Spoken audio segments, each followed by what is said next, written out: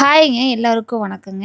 இந்த வீடியோல ஒரு சில விஷயம் ஷேர் பண்ணிக்கணும்னு நான் நினைக்கிறேன். என்னன்னா, வீட்ல பிள்ளை ஏதாவது வேலை செய்யணும் அப்படின்னு ஏதாவது இருக்குங்களா? இல்ல ஆம்பள பசங்க கூட வேலை செய்யலாம்ல. அதே மாரி தான் என்னோட பசங்க எனக்கு இந்த அளவுக்கு ஹெல்ப் பண்ணுவாங்கன்னு ஒரு நாள் கூட என் கனவுல நினச்சு பார்த்ததே கிடையாது. என்னோட லைஃப் பார்த்தீங்கன்னா, இந்த 7 வருஷத்துல அப்படியே டோட்டலா சேஞ்ச் ஆயிருக்கு. ஏன் அப்படின்னு எங்களோட வீடியோஸ ஆரம்பத்துலருந்து பார்க்குறவங்க எல்லாத்துக்குமே தெரியும்.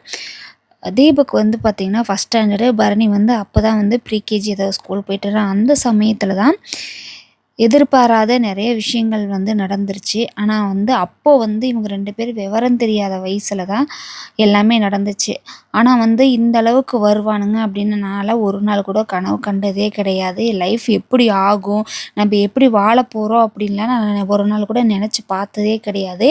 ஆனா நான் நினைக்காத விஷயம் என்னோட லைஃப்ல நெறைய விஷயங்கள் மாறி இருக்குங்க. அதுக்கு எல்லாமே பார்த்தீங்கன்னா, நான் கும்பிடுறேன் என் முருகனுக்கு தான் நான் இந்த நிமிஷம் வரைக்கும் நான் நன்றி சொல்லிட்டே இருக்கேன். எனக்கு அவ்வளோ நல்ல விஷயங்கள் பண்ணியிருக்காருங்க.